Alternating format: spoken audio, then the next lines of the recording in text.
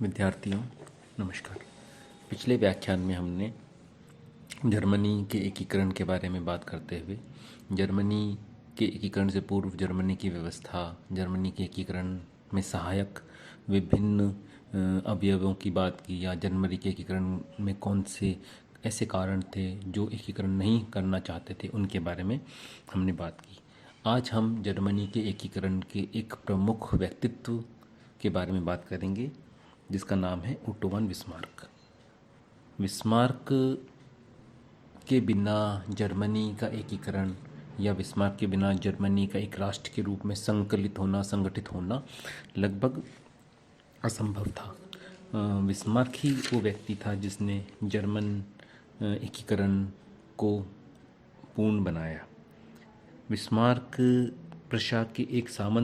प्रतिष्ठित सामंत परिवार में उत्पन्न हुआ था या पैदा हुआ था, और वो एक अत्यंत ही कुशल और योग्य व्यक्ति था, और उसकी प्रजातंत्र में बिल्कुल भी आस्था नहीं थी। दूसरे शब्दों में हम कहें तो कट्टर उदारवादी विचारधारा का विरोधी था।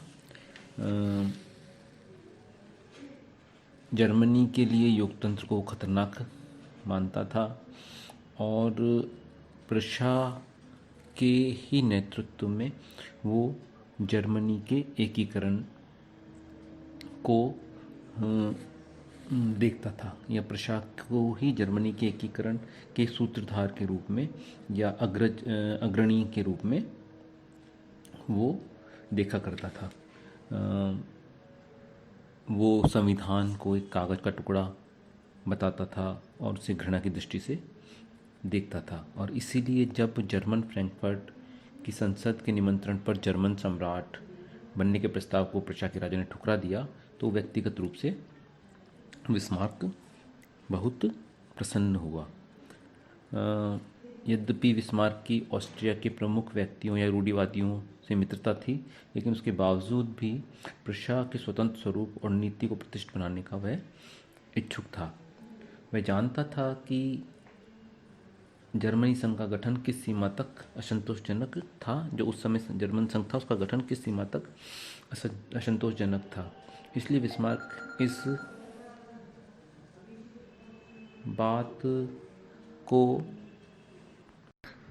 बिस्मार्क यह प्रयास कर रहा था कि किस प्रकार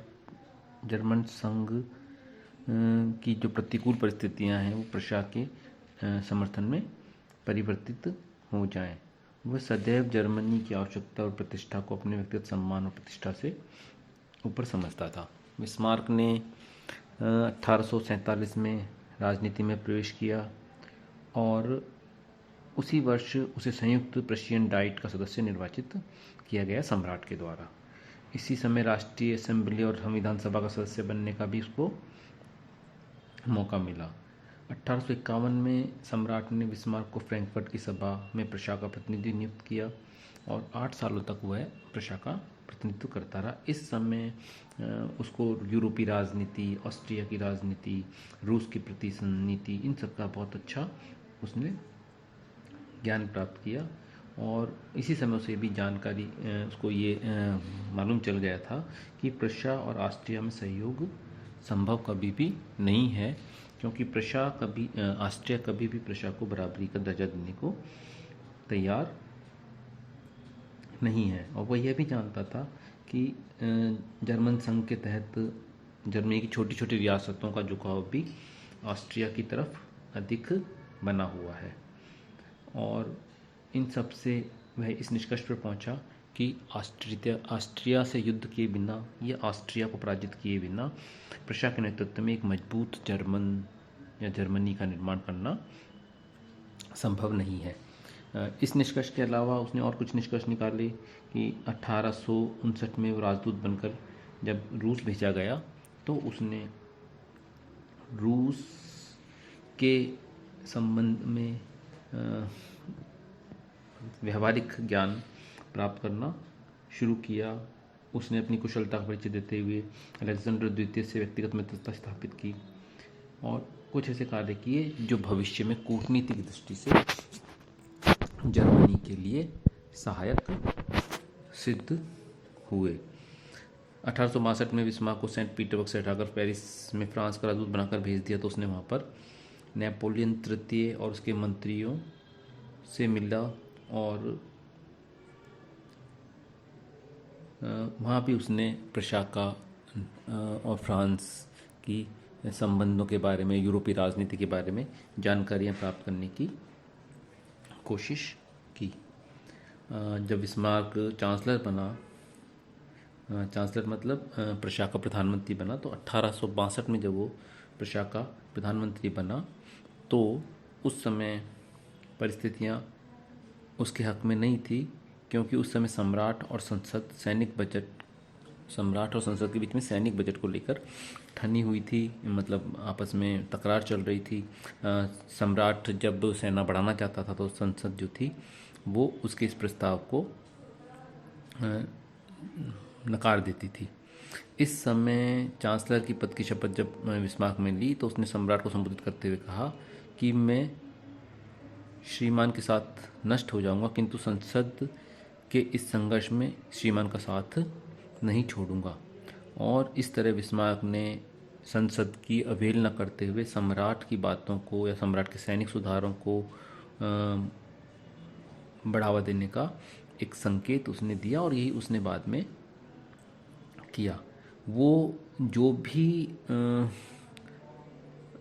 कुछ बजट पास कराने होते थे या जो भी उसको समझौते कराने होते थे, वो प्रतिनिधि सभा की अवहेलना करते हुए सीधे उच्च सदन में या राज्यसभा से बजट पास करा लेता था। इससे वो सैनिक सुधारों के लिए आवश्यक सामग्री भी जुटाना उसने शुरू कर दिया। 1862 से लेके 1866 तक लगभग इसी प्रकार से संसद में बजट पास कराता रहा, और यद्यपि उसका एक कार्य असंवैधानिक था, किंतु राज्य की आवश्यकता को सर्वोपरि मानते हुए उसने संविधान की बिल्कुल भी परवाह वो इस कार्य को कराने में नहीं करता था। और इस तरह बिस्मार्क ने अपना वर्चस्व स्थापित किया और संसद की व्यवस्था केवल नाम मात्र की उसके सामने बनी रही। बिस्मार्क ये अच्छे से जानता था कि जर्मनी का एकीकरण यदि प्रशासक नेतृत्व में उसको करना है तो वो प्रशा के उदारवाद की ओर, उदारवाद से वो काम नहीं चलेगा, बल्कि प्रशा की सैनिक शक्ति से ही वो एकीकरण कर सकता है। इसलिए वो हमेशा कहा करता था कि जर्मन का ध्यान प्रशा के उदारवाद की ओर नहीं वरन उसकी शक्ति की ओर लगा हुआ है, और प्रशा को अनुकूल अवसर आने पर अपनी शक्ति को सुरक्षित रखना है। वो जानता था कि और कहा भी करता था कि हमारे समय की महान समस्याएं भाषण और बहुमत के प्रस्तावों द्वारा नहीं, बल्कि रक्त और लौह की नीति के द्वारा ही सुलझ सकती है। रक्त और लौह की नीति से उसका अभिप्राय था कि प्रशा को या जर्मनी को एकीकरण के लिए युद्ध लड़ने पड़ेंगे, और इस नीति के पीछे प्रशा की सामरिकता की नीति की परंपरा का प्रभाव भी कहते हैं विद्यमान इसमें रहा होगा, क्योंकि फ्रेडरिक महान के समय से ही प्रशा की समृद्धि का जो युग प्रारंभ हुआ था उसका आधार प्रशा की सामरिक श्रेष्ठता ही थी। अतः बिस्मार्क ने यह दृढ़ निश्चय लगभग कर लिया था कि जर्मनी का एकीकरण कभी भी जो जर्मनी का एकीकरण था उसको कभी भी उस समय के प्रभावशाली यूरोपीय राष्ट्र या सत्ताधारी यूरोपीय राष्ट्र स्वीकार नहीं करेंगे, क्योंकि जर्मनी के एकीकरण से या संयुक्त जर्मनी से यूरोपीय शक्ति संतुलन बिगड़ जाएगा। इसलिए वह जानता था कि अगर जर्मनी को एकीकृत होना है तो उसके लिए केवल प्रशा की सैनिक शक्ति ही इसका आधार बन सकती है। और वो ये कहा भी करता था कि यदि एक शक्तिहीन प्रशा से शक्तिहीन जर्मनी का जन्म हो भी गया तो ऐसा एकीकृत जर्मनी सदा ही पिछड़ा रहेगा। अतः वह जर्मनी को एक शक्तिशाली राष्ट्र के रूप में उभारना चाहता था, और इस शक्तिशाली राष्ट्र का जन्म भी वो एक शक्तिशाली प्रशा से ही मानना चाहता था। बिस्मार्क का प्रमुख उद्देश्य प्रशा को शक्तिशाली बनाकर यह था कि वो ऑस्ट्रिया को बाहर निकाले, क्योंकि वह अच्छे से जानता था कि जब तक जर्मनी में ऑस्ट्रिया के प्रभाव को समाप्त नहीं किया जाएगा तब तक प्रशा के नेतृत्व में जर्मनी का एकीकरण संभव ही नहीं है। बिस्मार्क का यह अटूट विश्वास था कि राजतंत्र का एकमुखी मार्ग ही जर्मन की समस्या का एकमात्र समाधान है। उसने राजतंत्र को केंद्र बिंदु पर ही समग्र जर्मनी की राष्ट्रीयता को एक सूत्र में बांधने का प्रयत्न किया, और यही कारण था कि बिस्मार्क स्वयं को केवल राजा के प्रति ही उत्तरदायी मानता था। उस समय की परिस्थितियों को देखते हुए बिस्मार्क को अपने उद्देश्य को प्राप्त करने के लिए बहुत सारी बाहरी और अंदरूनी कठिनाइयों का सामना करना पड़ा, परंतु वो बहुत ही लगन और साहस से आगे बढ़ता रहा। यद्यपि कई बार विलियम प्रथम बिस्मार्क की इस स्वेच्छाचारिता से परेशान हो जाता था, लेकिन बिस्मार्क सम्राट को समझाकर अपने कार्यों की स्वीकृति या अपनी इच्छाओं की स्वीकृति प्राप्त कर लेता था, और उसने प्रशा की सेना के पुनर्गठन कर उसे यूरोप की श्रेष्ठतम सेना बना दिया। और उसने न केवल प्रशा को शक्तिशाली या उसकी सैनिक शक्ति से सुसंपन्न बनाने का कार्य किया, बल्कि कूटनीति चालों को करते हुए उसने ऑस्ट्रिया को अकेला बनाने का या निर्बल बनाने का भी पूरा ध्यान रखा। और वह प्रशा का बलिदान को इन सब काम के लिए या जर्मनी के एकीकरण के लिए उसने कूटनीतिक उद्देश्यों का, कूटनीतिक प्रयोगों का सहारा लिया। उसने जब जर्मनी की राष्ट्रीयता के शत्रु ऑस्ट्रिया और रूस में परस्पर मित्रता थी, तब उसने क्रीमिया के युद्ध में हस्तक्षेप करते हुए और क्रीमिया के युद्ध के परिणाम स्वरूप इन दोनों में मनमुटाव हो गया, और बिस्मार्क ने इस सब का लाभ उठाया। जब वह रूस में राजदूत बन के गया, उसके बाद में उसने रूस को अपनी तरफ मिलाया, और पोलैंड के विद्रोह के समय उसने रूस की सहायता की। यद्यपि वह जानता था कि जर्मन का लोकमत पोलैंड के निवासियों के साथ में है, लेकिन फिर भी भविष्य में रूस को फ्रांस से अलग करने के लिए या भविष्य में रूस की सद्भावना, रूस की सहानुभूति, रूस की सहायता को ध्यान में रखते हुए उसने पोलैंड के विद्रोह के समय रूस का साथ दिया, क्योंकि वो यह भी जानता था कि ऑस्ट्रिया का रुख पोल लोगों के पक्ष में है, और इस तरह से इस विद्रोह के समय ऑस्ट्रिया रूस से अलग हो सकता है। इसलिए उसने रूस की सहानुभूति प्राप्त करने का प्रयत्न किया, और यही नहीं, उसने फ्रांस